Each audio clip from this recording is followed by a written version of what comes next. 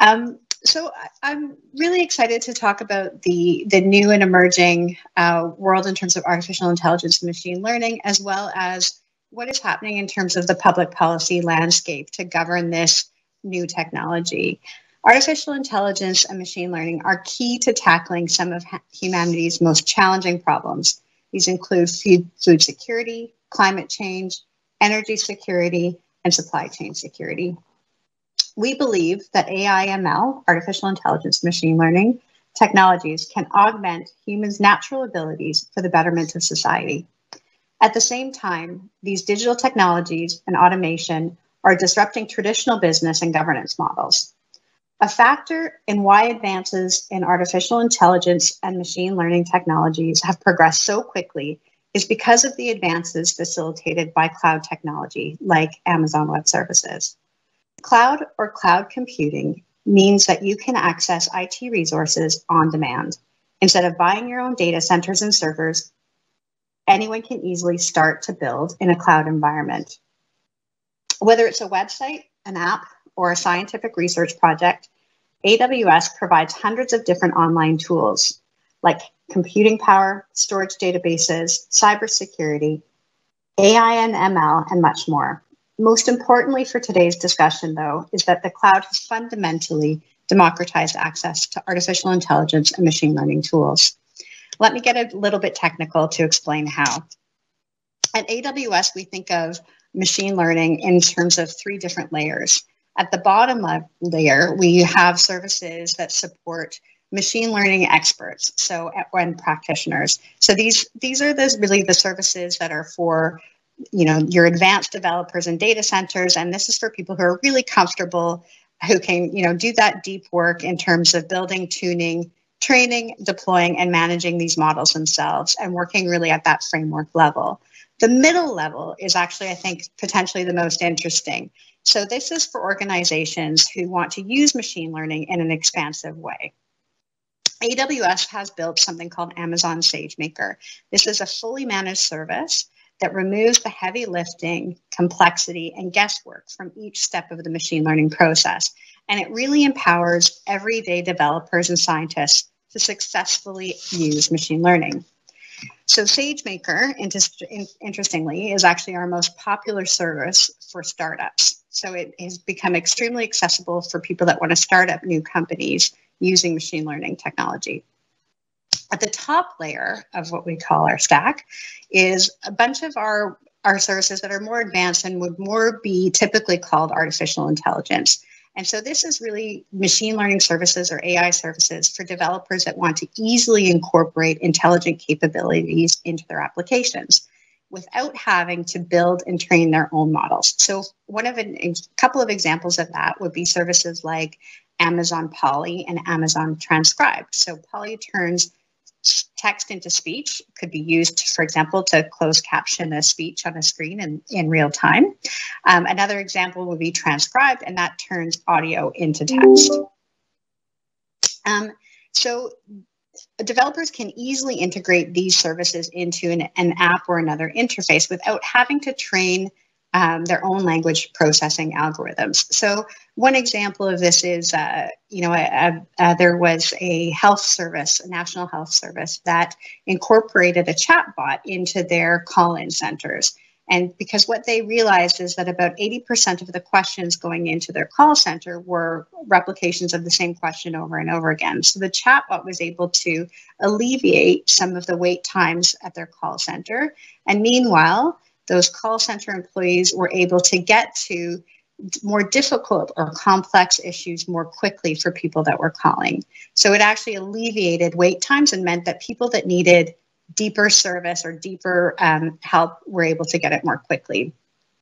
To give you some other real life examples, Disney is using cloud computing to manage over a century's worth of video content in their library.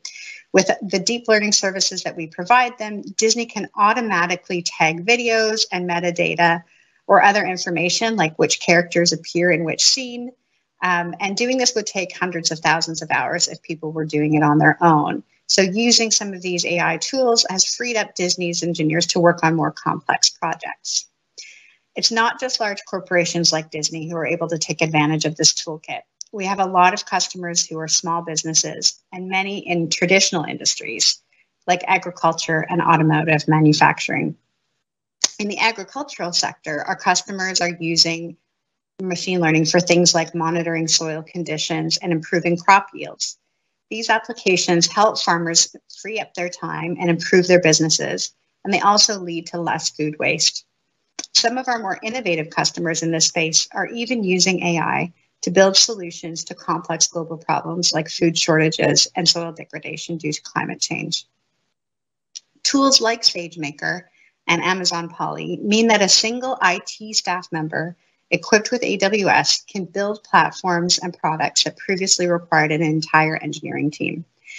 Now, why is this so important from a public policy perspective? Well, Chile's national AI policy rightfully highlights the importance of AI to the future of its economy.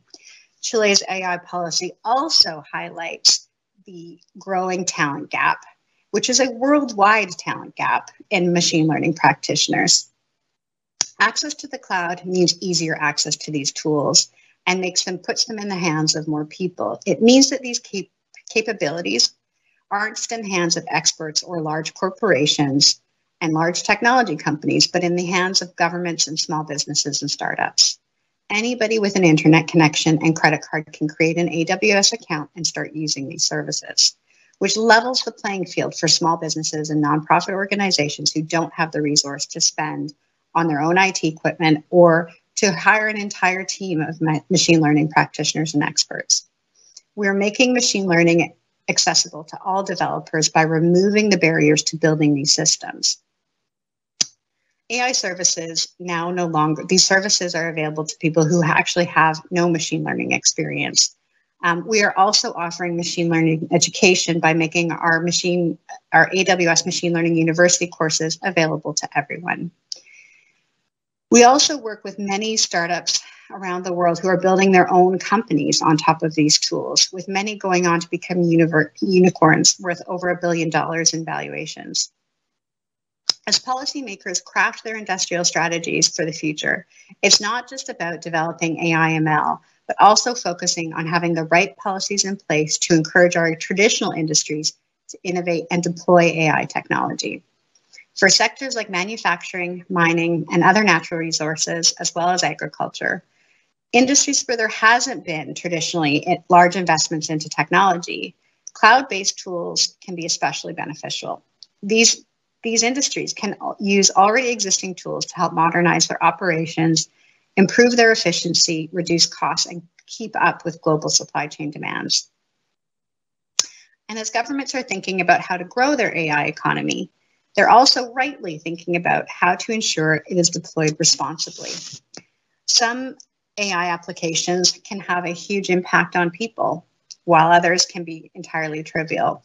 It's everything from insurance decisions to your spam filter. Researchers and developers are creating new applications for artificial intelligence every day, and they cover a wide variety of use cases that range from credit decisions to text extraction. Understanding this full range of AI/ML will demonstrate that trying to regulate all applications with the same approaches is both impractical and inefficient. Because AI covers such a wide range of technologies and use cases, there can be no one-size-fits-all approach to its regulation. Policies that restrict its use should be narrowly tailored to address very important and context-specific high-risk deployments. Emerging initiatives to govern AI should differentiate between high risk and lower risk. New measures should ensure that applications that are already covered by existing regulations remain so. The EU's AI Act, for example, incorporates these considerations. There's a growing body of international work to govern this emerging technology, and it's advancing very steadily. The work being done to advance global artificial intelligence standards will not only advance the responsible use of AI, but they are strategically important for the growth of the sector. Global standards are advancing a set of quality measurements and metrics Global standards are advancing sets of quality measurement metrics and a better understanding of the management systems needed to manage potential risks associated with the technology. But also, standards advance interoperability of regulatory regimes. So in the case of Chile, we don't want to raise unnecessary hurdles for Chilean technology companies trying to export by forcing them to operate within multiple regulatory regimes. The other advantage of global standards is that they're negotiated by technical experts that understand the technology. So they're much smarter than policy people like me. And they can more easily and quickly be updated as the technology evolves and improves at a fast pace. National governments can create incentives for companies or organizations to engage in the standards development process, which is hugely valuable, with measures like tax incentives for organizations to participate in international standard-making bodies, for instance. Large jurisdictions like the EU, with its AI Act, have proposed a clever approach that will align its regulation to international standard-setting organizations like ISO. So if Chilean innovators build their technology to align to those international standards, it means they can export those solutions to Europe and to any other jurisdictions that adopt the same standards. I applaud the ambition already laid out in Chilean's national AI policy. I encourage Chile to seize the opportunity to also become a regional leader on the governance of AI by participating in and supporting the initiatives being undertaken by international organizations. Your voices are needed at the decision-making table. Thank you so much for inviting me to speak with you today. I hope you enjoy the rest of your conference.